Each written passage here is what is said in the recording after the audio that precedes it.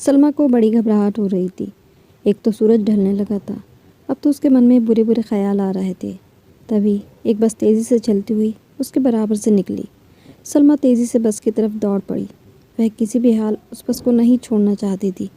جلدی ہی اس کے ہاتھ کے اشارے کو دیکھ کر بس والے نے گاڑی روکی اور سلمیٰ تیزی سے بس میں چڑھ گئی۔ بس میں چڑھ کر اس نے چین کی سانس لی۔ دراصل سلمیٰ کو اتنی دیر تک اکیلے گھر سے باہر رہنے کی عادت نہیں تھی۔ وہ سرکاری اسپتال میں اپنی دوا لینے آئی تھی۔ وہاں پر گھنٹوں لائن میں کھڑے رہنے کے بعد اس کا نمبر آیا تھا، اسی لیے اسے وہاں دیر لگ گئی اور شام ہو گئی۔ جلدی ہی اس کا گاؤں آ گیا تھا اور وہ اپنی منزل پر پہنچ گئی۔ جیسے ہی اس نے اپنا دروازہ کھولا تو اندر جو اس نے دیکھا اس کے ہوش اڑ گئے تھے، کیونکہ سلمیٰ نے جیسے ہی گھر کے اندر پاؤں رکھا عجیب سا سناٹا اسے محسوس ہوا۔ اس کی بیٹیوں کی کہیں دور دور تک خبر نہ تھی۔ گھر میں سناٹا پھیلا ہوا تھا۔ اس کی 5 بیٹیاں تھیں، 5 میں سے کسی ایک کا بھی پتہ نہ تھا کہ وہ کہاں ہیں۔ تبھی اسے اپنے شوہر شاہد کی آواز سنائی دی۔ وہ تیزی سے شاہد کی طرف گئی اور پوچھا کہ اس کی بیٹیاں کہاں ہیں۔ پھر جو شاہد نے اس کو بتایا، وہ سن کر تو اس کی جان ہی نکل گئی اور وہ بے ہوش ہو کر زمین پر گر گئی۔ جب اسے ہوش آیا تو وہ چلا کر رونے لگی۔ وہ شاہد کو جھنجھوڑتے ہوئے بولی، بتاؤ میری بیٹیاں کہاں ہیں؟ کیا تمہارے اندر ذرا سی بھی غیرت نام کی چیز نہیں؟ باپ تو بیٹیوں کی حفاظت کرتے ہیں، تم نے اپنے ہی ہاتھوں سے پیسوں کی خاطر اپنی بیٹیوں کو بیچ ڈالا۔ سلمیٰ کا رو رو کر برا حال تھا۔ سلمیٰ نہیں جانتی تھی کہ شاہد ایسا کام کرے گا کہ اپنی ہی بیٹیوں کو بیچ دے گا۔ وہ یہ بھی نہیں جانتی تھی کہ شاہد نے اس کی بیٹیوں کو کسے اور کہاں بیچا ہے۔ سلمیٰ کو یہی سوچ سوچ کر پچھتاوا ہو رہا تھا کہ کاش وہ آج اسپتال نہ جاتی تو شاید یہ سب نہ ہوتا۔ اب اتنی بڑی دنیا میں وہ اپنی بیٹیوں کو کہاں ڈھونڈے گی؟ جب سلمیٰ شاہد سے لڑتی کہ مجھے میری بیٹیاں واپس چاہیے تو وہ کہتا کہ تم پریشان نہ ہو، تمہاری بیٹیاں جہاں بھی ہیں بڑے عیش و آرام سے ہیں، وہ بڑی اچھی زندگی جی رہی ہیں۔ اور پھر وہ کہتا کہ تمہیں تو پتہ ہی ہے کہ ہمارے حالات کتنے خراب تھے، میں کب تک ان کا بوجھ اٹھاتا؟ پھر کل کو ان کی شادیاں بھی تو کرنی تھیں، میں کہاں سے ان کو اتنا دہیج دیتا؟ مجھے جو صحیح لگا میں نے وہ کیا۔ اب تم اپنی بک بک بند کرو اور جو میرے لیے روٹیاں بنا کر لاؤ۔ آنسو پوچھتی ہوئی وہ روٹی بنانے لگی۔ سلمیٰ اپنی بیٹیوں کی جدائی میں بہت تڑپ رہی تھی۔ بیٹا نہ ہونے کی وجہ سے شاہد کو بیٹیوں سے چڑ تھی۔ ابھی سلمیٰ نے ایک روٹی ہی سیکی تھی کہ دروازے پر ایک مانگنے والی آئی اور اس نے صدا لگائی کہ کوئی اللہ کے نام پر بھوکے کو کھانا کھلا دے۔ سلمیٰ نے جلدی سے برتن میں کھانا نکال کر اس مانگنے والی کو دینے چلی گئی۔ یہ مانگنے والی اکثر سلمیٰ کے گھر آیا کرتی تھی۔ سلمیٰ نے کبھی بھی اسے خالی ہاتھ نہیں جانے دیا تھا۔ اپنے گھر میں چاہے کھانے کے لالے پڑے ہوتے، پھر بھی سلمیٰ کچھ نہ کچھ اس کو ضرور دیا کرتی۔ جب سلمیٰ نے اسے روٹی دی تو اس نے وہ روٹی اپنے ساتھ اپنے بچوں کو بھی کھلائی اور خود بھی کھائی اور دعائیں دیتی ہوئی وہاں سے چلی گئی۔ سلمیٰ دن رات اللہ سے دعائیں کرتی تھی کہ کسی طرح اس کی بیٹیوں سے اسے ملوا دے۔ وہ نہیں جانتی تھی کہ اس کی دعائیں اتنی جلدی قبول ہو جائیں گی۔ ایک دن جب سلمیٰ رات کے لیے کھانا بنا رہی تھی تو وہی مانگنے والی پھر سے آئی۔ سلمیٰ نے کھانا برتن میں ڈالا اور اسے دینے کے لیے دروازے پر گئی۔ اس نے وہ کھانا کھا لیا اور بولی، بیٹی مجھے تم پریشان لگ رہی ہو، اگر تم برا نہ مانو تو کیا میں اس پریشانی کی وجہ پوچھ سکتی ہوں؟ سلمیٰ بولی، تم جان کر کیا کرو گی؟ اس نے خود ہی پوچھ لیا، تمہاری بیٹیاں کدھر ہیں؟ اب وہ نظر کیوں نہیں آتی؟ پہلے تو وہی مجھے خیرات دیا کرتی تھی۔ اس کے پوچھنے پر سلمیٰ زور زور سے رونے لگی۔ وہ بولی، میں تو خود نہیں جانتی میری بیٹیاں کدھر ہیں اور کس حال میں ہیں۔ تو جو بات اسے مانگنے والی نے سلمیٰ سے کہی وہ جان کر سلمیٰ تو بہت خوش ہو گئی۔ وہ کہنے لگی، تم پریشان کیوں ہوتی ہو؟ میں تمہیں بتاتی ہوں کہ تمہاری بیٹیاں کہاں ہیں اور کس حال میں ہیں، تم جا کر ان سے مل بھی سکتی ہو۔ سلمیٰ نے اس کے ہاتھ تھامے اور بولی، مجھے جلدی سے بتاؤ کہ میری بیٹیاں کدھر ہیں۔ تو وہ مانگنے والی بولی، پہلے مجھے یہ بتاؤ کہ تمہاری بیٹیاں ادھر گئیں کیسے؟ تو سلمیٰ نے اسے ساری بات بتائی کہ ان کا باپ اپنی بیٹیوں کو بوجھ سمجھتا تھا اور خود کچھ کماتا نہیں تھا، اسی لیے اس نے اپنی بیٹیوں کو پیسوں کے لالچ میں بیچ دیا۔ اب جلدی سے مجھے بتاؤ کہ میری بیٹیاں کہاں ہیں اور کس حال میں ہیں، تو وہ مانگنے والی بولی، تمہاری بیٹیاں پاس کے گاؤں میں کریم شاہ کی حویلی میں ہیں، وہ بہت رحم دل انسان ہے۔ ایک دن جب میں ان کی حویلی کے سامنے مانگنے لگی، اندر سے انہوں نے مجھے اپنی نوکرانی کو بھیجا، جو مجھے اپنے ساتھ حویلی کے اندر لے گئی، کیونکہ وہ کھانے کا ٹائم تھا۔ سب لوگ حویلی میں کھانا کھا رہے تھے۔ کریم شاہ نے اپنی نوکرانی سے کہہ کر مجھے کھانا دلوایا۔ میں نے پیٹ بھر کے کھانا کھایا۔ کھانے کے بعد کریم شاہ سے کہا کہ میرے بچے گھر میں بھوکے ہیں، تو انہوں نے خوب سارا کھانا مجھے بھی دیا، اور میں وہاں تمہاری 2 بیٹیوں کو دیکھا تھا، جنہوں نے بہت پیارے کپڑے پہنے ہوئے تھے اور مالکنوں کی طرح صوفے پر بیٹھ کر کھانا کھا رہی تھی، تو مجھے یہ نظر کا دھوکہ لگا۔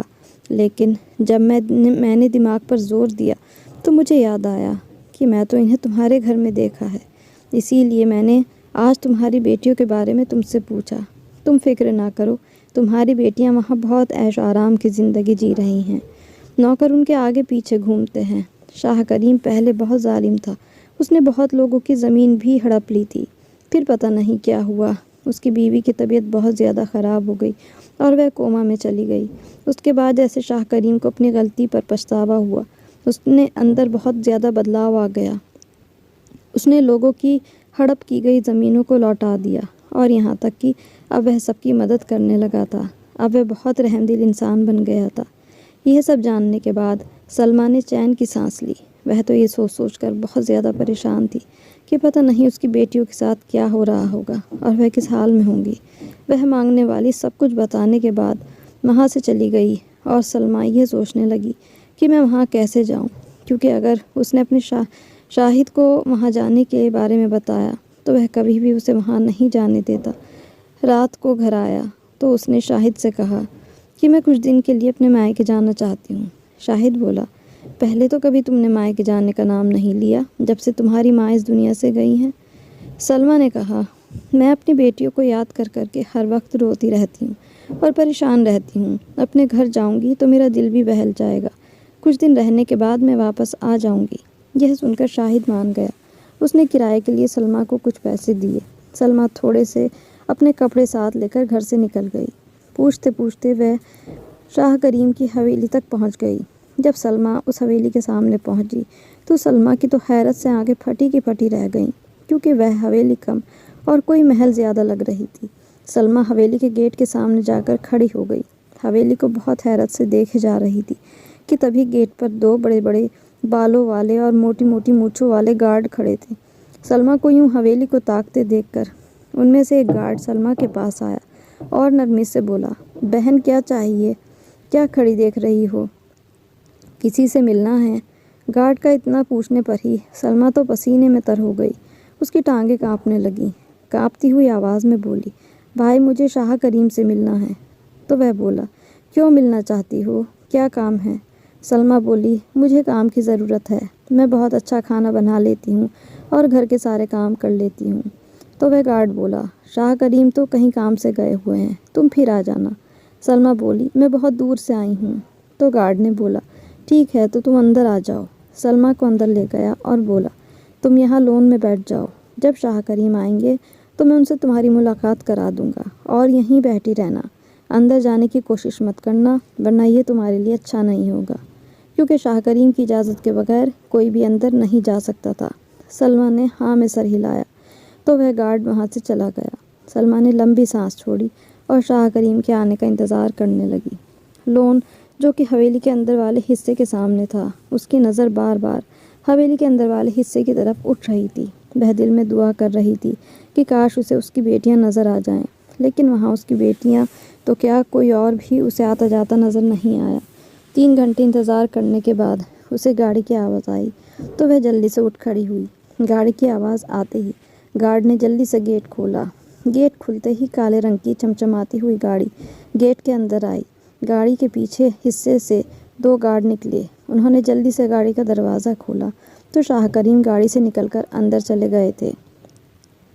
سلمیٰ بھی شاہ کریم کے پیچھے پیچھے اندر جانے لگی تو گارڈ نے سلمیٰ کو روک لیا اور بولا، تم یہیں انتظار کرو، ابھی کریم صاحب آئے ہیں، میں پہلے ان سے اجازت لے لیتا ہوں، اس کے بعد تم اندر جانا۔ سلمیٰ پھر وہیں بیٹھ گئی اور گارڈ کے واپس آنے کا انتظار کرنے لگی۔ کچھ دیر کے بعد گارڈ واپس آیا اور سلمہ اندر جانے کے لیے بولا۔ سلمہ نے اپنے کپڑوں والی اٹیچی اٹھائی اور اندر کی طرف چل پڑی۔ اندر جانے سے پہلے اس نے بڑا سا گھونگھٹ نکال لیا تھا تاکہ اس کی بیٹیاں اسے پہچان نہ سکیں اور وہ یہ دیکھ لے کہ اس کی بیٹیاں آخر کس حال میں ہیں۔ جب سلمہ اندر گئی تو خوف کے مارے اس کا برا حال تھا۔ سامنے ہی شاہ کریم صوفے پر ٹانگ رکھے ہوئے بیٹھے تھے۔ اس نے جاتے ہی سلام کیا۔ سلام کے جواب کے بعد شاہ کریم بولے، ہاں بہن بتاؤ، میں تمہاری کیا مدد کر سکتا ہوں؟ سلمہ بولی، شاہ کریم صاحب مجھے کام کی ضرورت ہے۔ تو شاہ کریم پوچھنے لگے، تم کہاں سے آئی ہو؟ سلمہ بولی، میں پاس کے گاؤں سے آئی ہوں۔ میرا اس دنیا میں کوئی نہیں ہے۔ پہلے میں اپنے گاؤں میں کسی کے گھر کام کیا کرتی تھی۔ وہ لوگ گاؤں چھوڑ کر شہر چلے گئے۔ اب میرے پاس کوئی کام نہیں تھا تو مجھے کسی نے آپ کے بارے میں بتایا کہ تمہیں وہاں ضرور کام مل جائے گا۔ صاحب میں گھر کا سارا کام کر لیتی ہوں اور کھانا بھی بہت اچھا بنا لیتی ہوں۔ آپ کی مہربانی ہوگی اگر آپ مجھے کام پر رکھ لیں۔ کچھ سوچنے کے بعد شاہ کریم بولے، میری حویلی میں پہلے ہی بہت نوکرانیاں ہیں، مجھے اب نوکرانی کی ضرورت نہیں ہے۔ یہ لوگ کچھ پیسے یہ رکھ لو، میرے گارڈ کو اپنا پتہ بتا دو، تمہیں اتنی رقم ہر مہینے مل جایا کرے گی۔ سلمہ بولی، نہیں صاحب مجھے خیرات نہیں چاہیے، اگر آپ مجھے کام پر رکھ لیں تو مجھے یہ پیسے قبول ہیں، ورنہ میں یہ خیرات کے پیسے نہیں لے سکتی۔ تو شاہ کریم نے اپنی نوکرانی کو آواز دی۔ نوکرانی دوڑتی ہوئی آئی اور بولی، جی صاحب۔ شاہ کریم بولے، آج سے کھانا بنانے کی ذمہ داری تمہاری، آج سے صفائی کا سارا کام یہ نئی نوکرانی دیکھے گی۔ سلمہ بولی، صاحب آپ کا بہت شکریہ، سچ میں آپ کا دل بہت بڑا ہے۔ وہ نوکرانی سلمہ کو اپنے ساتھ لے گئی اور اسے سارا کام سمجھا دیا۔ اس دن سلمہ نے کوئی کام نہیں کیا کیونکہ وہ اس کا پہلا دن تھا۔ کام سمجھنے کے بعد نوکرانی نے اسے کوارٹر دکھایا جو کہ نوکروں کے رہنے کی جگہ تھی۔ اس کوارٹر میں ہر طرح کی فیسلٹی تھی جو شاہ کریم کی رحم دلی اور نیک دلی کا بولتا ہوا ثبوت تھی۔ اگلے دن صبح نماز پڑھنے کے بعد سلمہ نے اللہ سے رو کے دعائیں کی کہ جس مقصد کے لیے وہ اس حویلی میں آئی ہے وہ مقصد اس کا پورا ہو جائے، اسے اس کی بیٹیوں سے ملا دے۔ اس کے بعد سلمہ اپنے کام پر لگ گئی۔ سارے کمروں کی صفائی کرنے کے بعد جب آخری کمرے کی طرف سلمہ بڑھنے لگی تو ایک دم اسے پیچھے سے نجمہ کی آواز آئی، اس کمرے میں مت جانا۔ سلمہ بولی، بس اس کمرے کی ہی صفائی رہ گئی ہے۔ تو نجمہ بولی، اس کمرے میں کسی کو بھی جانے کی پرمیشن نہیں ہے۔ سلمہ بولی، وہ کیوں؟ نجمہ بولی، یہ بتانا ابھی میں تمہیں ضروری نہیں سمجھتی، تم نہیں ہو، دھیرے دھیرے تمہیں سب پتہ چل جائے گا۔ نیچے جو صفائی رہ گئی ہے تم جا کر وہ کر لو۔ سلمہ جیسے ہی نیچے پہنچی اس کی نظر اپنی بیٹیوں پر پڑی۔ انہوں نے کریم کو سلام کیا۔ شاہ کریم نے بھی بہت عارضی کے ساتھ ان کے سلام کا جواب دیا اور بولے، بیٹھو بیٹا، کھانا شروع کرو، ہم لوگ تمہارا ہی انتظار کر رہے تھے۔ خاموشی سے گھر کے سبھی لوگ کھانا کھانے لگے۔ کھانے کے بعد سب باری باری اٹھ کر جانے لگے۔ گھونگھٹ ہونے کی وجہ سے سلمہ اپنی دو بیٹیوں کے پاؤں نظر آئے۔ جب ان کے پاؤں پر سلمہ کی نظر پڑی تو اس کی ممتا تڑپ اٹھی۔ وہ چاہ کر بھی ان سے نہ پوچھ سکی کہ ان کے پاؤں کی یہ حالت کیسے ہوئی۔ ویسے تو شاہ کریم بہت نیک دل بنتے ہیں، پھر مجھے لگتا ہے ان کی یہ نیک دلی بس دکھاوے کی ہے، اصل میں تو وہی ظالم شاہ کریم ہیں جو کہ پہلے کبھی ہوا کرتے تھے۔ سارا کام ختم کرنے کے بعد جب سلمہ اپنے کوارٹر میں گئی تو وہ نجمہ سے بولی، نجمہ تم سے ایک بات پوچھوں، وہ لڑکیاں کون ہیں جو کھانے کے ٹیبل پر بیٹھی تھیں؟ تو نجمہ بولی، وہ شاہ کریم کی بیٹیاں ہیں۔ سلمہ بولی، اگر وہ ان کی بیٹیاں ہیں تو ان کے پاؤں کی یہ حالت کیسے ہوئی؟ یہ سن کر نجمہ بوکھلا گئی اور بولی، اچھا مجھے ابھی کچھ کام ہے، میں کر کے واپس آتی ہوں، تم سو جاؤ۔ لیکن سلمہ کیسے سوتی؟ وہ تو ایک ماں تھی، اور ایک ماں اپنی اولاد کی حالت دیکھ کر کیسے سو سکتی تھی؟ وہ ساری رات اس نے جاگ کر اور روتے ہوئے گزاری۔ اگلی صبح جب حویلی میں گئی تو اس کی پانچوں بیٹیاں صوفے پر بیٹھی ہوئی تھیں اور آپس میں باتیں کر کے ہنس رہی تھیں۔ ایسا لگ رہا تھا کہ جیسے وہ یہاں پر بہت خوش ہیں۔ اتنے میں شاہ کریم آئے اور بولی، تم لوگ یہاں کیا کر رہی ہو؟ چلو کمرے میں جاؤ، اور جو کام میں نے تم لوگوں کو بتایا ہے اس میں ذرا سی بھی کمی نہیں ہونی چاہیے۔ وہ پانچوں جلدی سے اٹھیں اور سیڑھیاں پار کرتی ہوئی کمرے میں چلی گئیں، جس کمرے میں نجمہ نے سلمہ کو جانے کے لیے منع کیا تھا۔ سلمہ نے بھی ٹھان لی تھی کہ وہ اس کمرے میں ضرور جائے گی اور دیکھے گی کہ آخر معاملہ کیا ہے، اور اس کی بیٹیوں کے پاؤں ایسے کیوں ہیں، کیوں انہیں اتنی زیادہ تکلیف دی جا رہی ہے۔ وہ صرف کھانا کھانے کے لیے ہی نیچے آتی ہیں اور اس کے فوراً بعد بہو اس کمرے میں چلی جاتی ہیں۔ یہ سلسلہ کئی دنوں تک چلتا رہا۔ سلمیٰ کسی کو یہ بھی نہیں بتا سکتی تھی کہ وہ ان کی ماں ہے، کیونکہ اگر کسی کو پتہ چل جاتا تو ممکن تھا کہ شاہ کریم اسے وہاں سے چلتا کر دیتے۔ اس نے فیصلہ کر لیا کہ میں کسی نہ کسی طرح اس کمرے میں ضرور جاؤں گی اور پتہ لگاؤں گی کہ آخر راز کیا ہے۔ ایک دن تمام کمروں کی صفائی کرنے کے بعد سلمیٰ بہت ہمت کر کے اس کمرے کی طرف گئی۔ اپنے چاروں طرف کسی کے نہ ہونے کا پتہ کر کے جب اسے یقین ہو گیا کہ اس کے آس پاس کوئی بھی نہیں ہے تو اس نے ہمت کر کے دروازہ کھولا۔ دروازہ کھولتے ہی جو نظارہ اس نے دیکھا وہ دیکھنے کے بعد اس کا کلیجہ منہ کو آ گیا۔ اس وقت اس کی کیا حالت ہوئی۔ تبھی اسے اپنے پیچھے سے کسی کی آواز آئی، تمہاری ہمت کیسے ہوئی اس کمرے تک آنے کی؟ اس نے جلدی سے دروازہ بند کر دیا۔ اس نے پیچھے مڑ کر دیکھا تو شاہ کریم بہت غصے میں سلمیٰ کے پیچھے کھڑے ہوئے تھے اور ان کی آنکھیں غصے میں لال ہو رہی تھیں۔ پھر وہ بولے، تمہیں کسی نے بتایا نہیں کہ اس کمرے میں کسی کو بھی آنے کی اجازت نہیں ہے؟ سلمیٰ گھبراتے ہوئے بولی، جی بتایا تو تھا، میں نے سب کمروں کی صفائی کر دی تو سوچا اس کمرے کی بھی صفائی کر دوں۔ شاہ کریم سلمیٰ کی طرف انگلی اٹھاتے ہوئے بولے، خبردار، جو آج کے بعد اس کمرے کے آس پاس بھی نظر آئیں، مجھ سے برا کوئی اور نہیں ہوگا۔ اب جاؤ یہاں سے اور جا کر اپنا کام کرو۔ سلمیٰ روتے ہوئے وہاں سے چلی گئی۔ نجمہ جو یہ سب سن رہی تھی سلمیٰ سے بولی، میں نے تمہیں پہلے ہی منع کیا تھا کہ اس کمرے میں مت جانا، کیونکہ وہاں کسی کو بھی جانے کی اجازت نہیں۔ شاہ کریم صاحب نے اس غلطی کی بنا پر کئی نوکرانیوں کو کام سے نکال دیا ہے، اور ہو سکتا ہے کہ تمہیں بھی نوکری سے نکال دیا جائے، کیونکہ چودھری صاحب کو بالکل بھی یہ گوارا نہیں کہ کوئی اس کمرے کے آس پاس بھی بھٹکے۔ سلمیٰ نجمہ سے بولی کہ کچھ کرو، میرے پاس تو کوئی اور ٹھکانہ بھی نہیں ہے کہ میں وہاں چلی جاؤں۔ نجمہ بولی، میں اب کچھ نہیں کر سکتی، میں تو خود ایک نوکرانی ہوں، میری کیا اوقات۔ اتنے میں شاہ کریم نیچے آئے تو سلمیٰ ان کے پاؤں میں گر گئی اور بولی، شاہ کریم صاحب، خدا کے واسطے مجھے معاف کر دیجیے، آج کے بعد کبھی ایسی غلطی نہیں کروں گی، بس مجھے نوکری سے نہ نکالیں، میرا اور کوئی ٹھکانہ نہیں ہے۔ شاہ کریم بولے، اچھا ٹھیک ہے، جاؤ جا کر اپنا کام کرو، اب مجھے کبھی شکایت کا موقع نہیں ملنا چاہیے۔ اگلے دن حویلی کو رنگ برنگے پھولوں سے سجایا جا رہا تھا۔ نجمہ بولی، سلمیٰ، آج پورے گھر کی اچھی طرح سے صفائی کرنے کے بعد کچن میں آ جانا اور کھانا بنانے میں میری مدد کرنا، کیونکہ آج زیادہ لوگوں کا کھانا بنانا ہے۔ سلمیٰ نے ہمیشہ سر ہلا دیا اور اپنے کام میں لگ گئی۔ صفائی کا کام ختم کرنے کے بعد وہ نجمہ کے پاس کچن میں چلی آئی۔ وہ نجمہ سے بولی، آج یہ سب کیا ہو رہا ہے؟ کیا کوئی مہمان آ رہا ہے؟ تو نجمہ بولی، آج صاحب کے سب سے بڑے بیٹے جو کہ پڑھنے کے لیے ودیش گئے ہوئے تھے آ رہے ہیں، اسی خوشی میں حویلی کو سجایا جا رہا ہے، اور صاحب نے کہا ہے کہ کھانا بہت اچھا ہونا چاہیے کیونکہ ان کے بیٹے کافی سالوں بعد لوٹ کر آ رہے ہیں۔ شاہ صاحب چاہتے ہیں کہ کسی چیز کی کوئی کمی نہیں ہونی چاہیے۔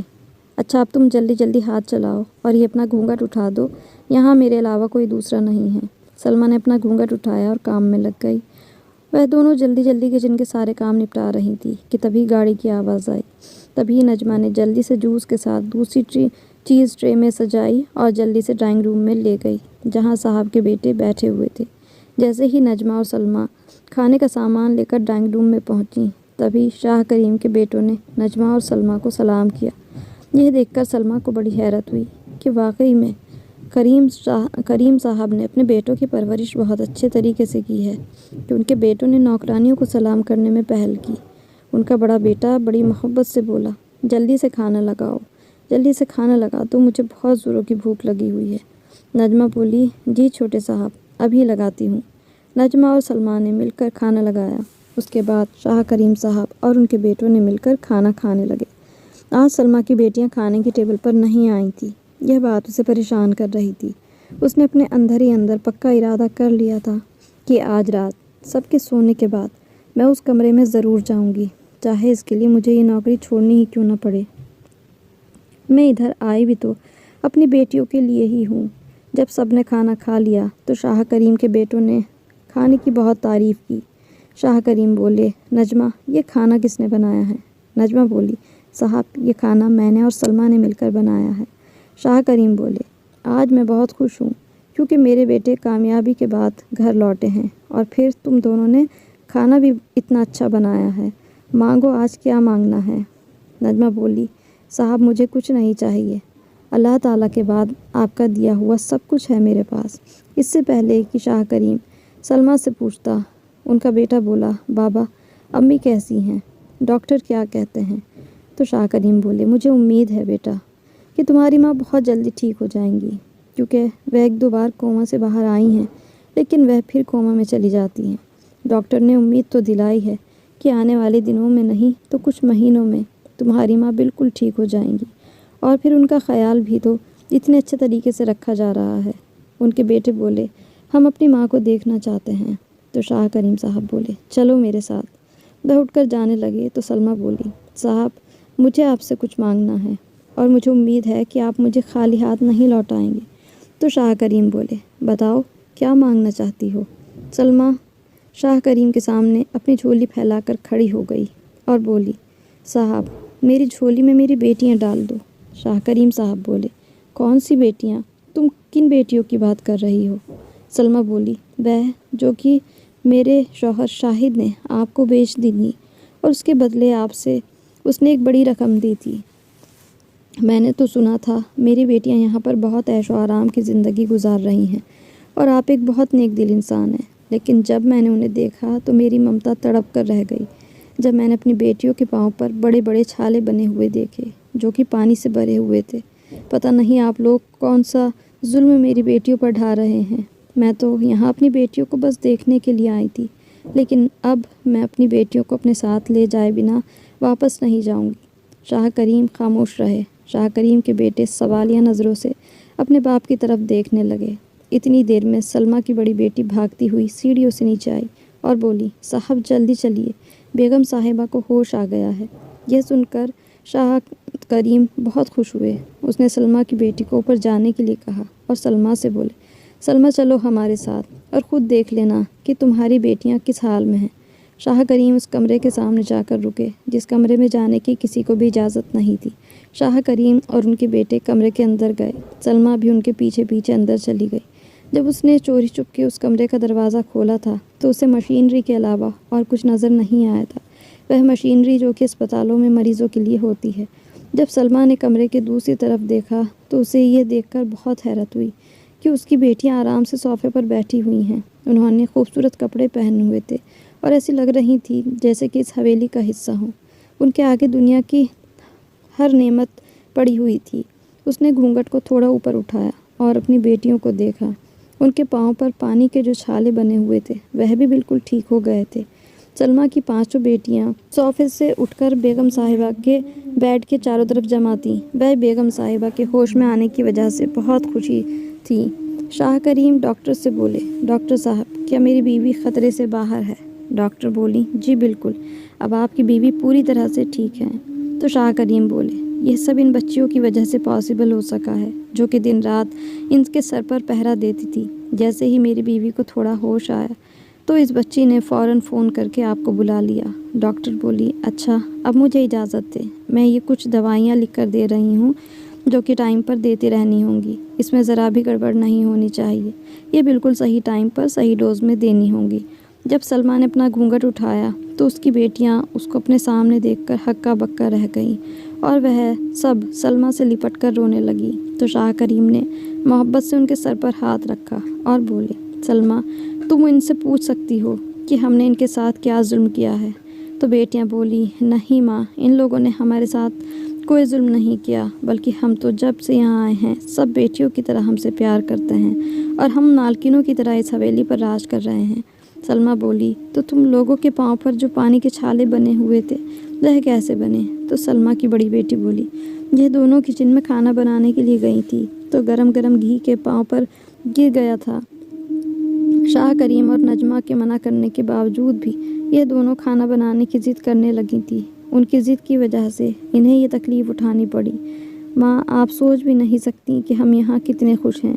خدا کا لاکھ لاکھ شکر ہے ہمارے ابا نے ہمیں صاحب کو بیچا، اگر کسی اور کو بیچ دیتے تو پتہ نہیں آج آپ کی بیٹیاں کہاں اور کس حال میں ہوتی۔ ابا نے تو مڑ کر ہماری خبر تک نہیں لی کہ میری بیٹیاں جی رہی ہیں یا مر رہی ہیں۔ ان سے اچھے تو یہ لوگ ہیں جنہوں نے غیر ہوتے ہوئے بھی ہمیں اتنا پیار دیا۔ سلمیٰ بولی، مگر تم اس کمرے میں ہی کیوں بند رہتی ہو؟ تو سلمیٰ کی دوسری بیٹی بولی، بیگم صاحبہ کوما میں تھیں تو ہم پانچوں نے ان کی دیکھ بھال کی ذمہ داری لی، اسی لیے ہم اس کمرے سے صرف کھانا کھانے کے لیے ہی باہر نکلتے تھے۔ بیگم صاحبہ نے سلمیٰ کی بیٹیوں کو اپنے پاس بلایا اور ان سے بولی، آج تم لوگوں کی بدولت ہی میں بالکل ٹھیک ہو پائی ہوں۔ تم لوگوں کا یہ احسان زندگی بھر نہیں اتار سکتی کہ تم لوگ میری اتنی دیکھ بھال کی۔ چاہے میں کوما میں تھی، لیکن آنکھیں کھولنے کے بعد سب سے پہلے میں نے تم پانچوں کو دیکھا۔ میں تم پانچوں کو ہر وقت اپنے آس پاس محسوس کرتی تھی۔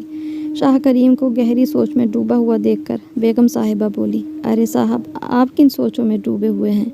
اس پر شاہ کریم بولے، پتہ نہیں، جو میں سوچ رہا ہوں وہ ممکن ہوگا یا نہیں۔ تبھی کریم صاحب کے بڑے بیٹے نے پوچھا، ذرا ہمیں بھی تو پتہ چلے آپ کیا سوچ رہے ہیں؟ تو کریم صاحب بولے، اگر میرے بیٹوں کو کوئی اعتراض نہ ہو تو میں سلمیٰ کی بیٹیوں کا نکاح تم سے کرنا چاہتا ہوں۔ تو کریم صاحب کے بیٹے بولے، ہمیں کوئی اعتراض نہیں، آپ ہمارے بڑے ہیں اور بڑے ہونے کے ناطے آپ ہمارے لیے جو بھی فیصلہ کریں گے ہمیں وہ سر آنکھوں پر ہوگا۔